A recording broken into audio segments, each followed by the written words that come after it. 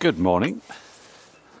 I'm currently just outside the beautiful village of Quaker in southwest County Durham, which is about 3 miles from Barnard Castle, before the boundary changes. It had been Yorkshire for centuries.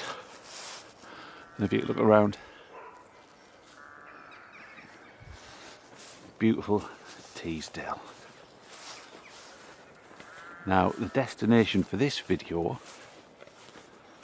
is a historic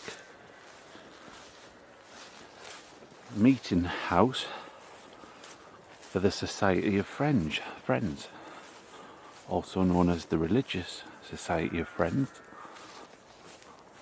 or for short, Quakers.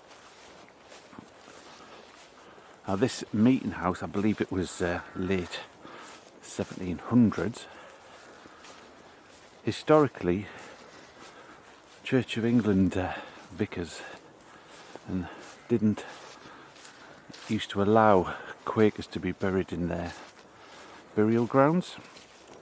So often they would bury their dead originally in gardens of other Quakers, and then eventually they started creating their own burial grounds. This one, I'm guessing, would have served Teesdale, so it wouldn't just be Quakers from Quaker, it would be from the surrounding villages. There is a Quaker burial ground, I think the closest is Staindrop, which you can't actually visit because it's in somebody's garden, and they have a couple of headstones in the back garden, just on the front near the village green in Staindrop. Often Quakers were seen as a bit strange by the Church of England and other denominations, but I do like the Quakers, not just the football team, but we've got, got a sheep, lots of sheep, as you can see. All you can hear is bird song. I hope the sheep doesn't chase after us. Somehow it's got into the churchyard. Oh, well, as you can see, Quakers generally believed in simple things, such as the way they dressed. Originated in the 1600s, I think George Fox was one of the founders. They were often persecuted, like anybody who didn't follow. Huh? Morning, you alright?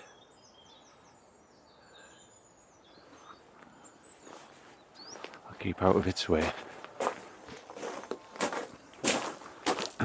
We're not going to find out much about the people buried in this graveyard, because Quakers believed in uniformity in death. So all the headstones are generally look, as you can see, all generally the same size, apart from some which have sunk, I think, in the ground. Basic details: name, when they were born, when they died, sort of how old they were. It was uniformity in death, so there's none of this like religious epitaphs or any type of epitaph or details about their occupation, where they died, how they died, any clues to them, unless you recognise the name. Plus, as well, they didn't use on gravestones days of the week or months of the year, because most of them were of pagan origins. So at one point they decided, right, from now on we're going to follow a certain process. I was at Hawes earlier this year, and their Quaker grave ground, some of them were normal stones. They were just like typical ones. The odd one was like this, but the one at Darlington they're all like this. The one in Sunderland at Bishop William Cemetery is all like this. There's a good local name, Longstaff, Isabel Longstaff. I think that's 10th month, 28th, 1865, age 76 years. Longstaff was a popular name up the Dale, Quaker, places like that. Mickleton. So I have some of my Longstaff ancestors around these parts. So 1865, what's that? Nearly 108-year-old. Joseph Nelson died 11th of something month, 1870, aged 25 years.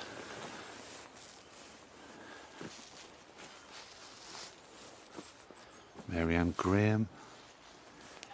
Boren, that's a local name. Another Graham.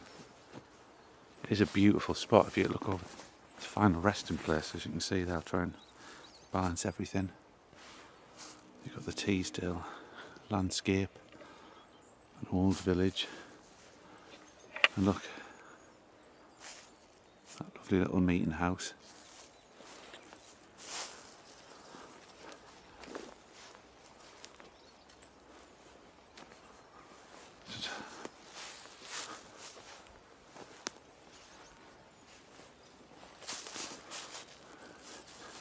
There's another Boron. I think that's 1847.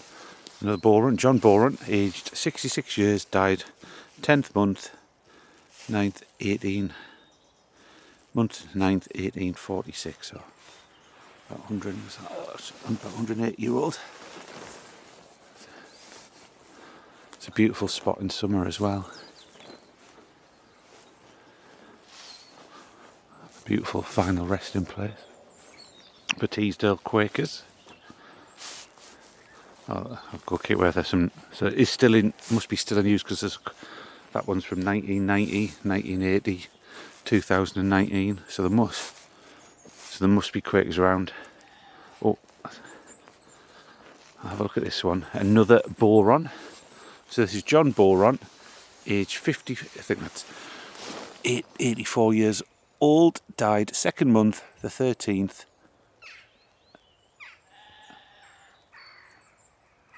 1822. So what's that?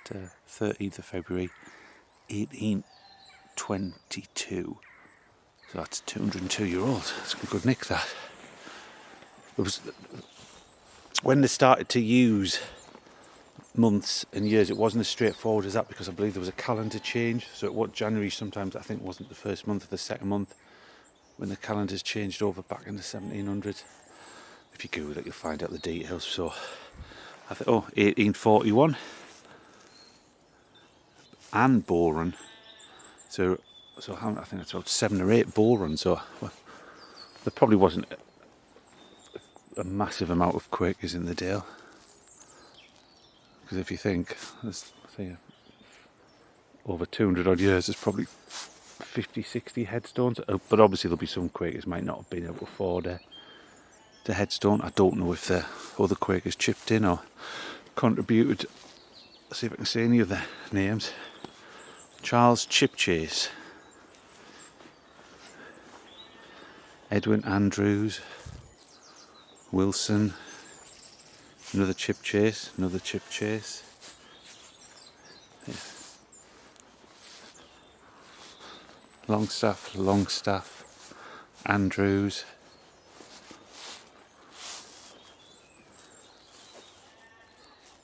I think that's Fawcett at the back.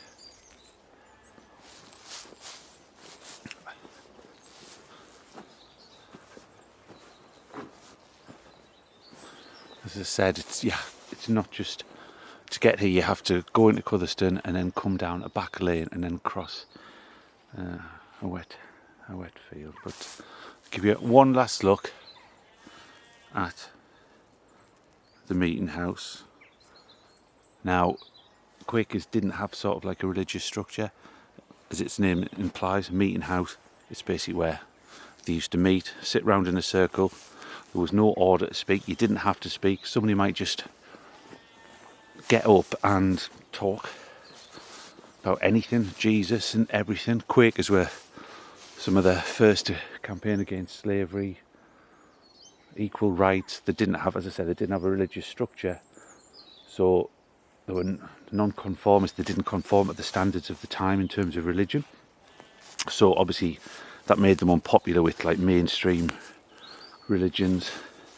But I'm not a religious person, but I do like the Quakers, and if I had to choose one, I probably would would have been a Quaker.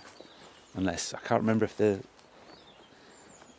I know the Mormons don't like alcohol, tea and that stuff, but I don't think the Quakers had any rules. Obviously some of them may have been teetotal and so on. So I'll just leave you with one last shot of the Quaker burial ground at Cutherston, and as it says, the Society of Friends meeting house. So if you do like this video, please give it a like and click on the subscribe and you'll get details of any new videos that I'll be doing in the coming weeks, days and so on. Thank you very much.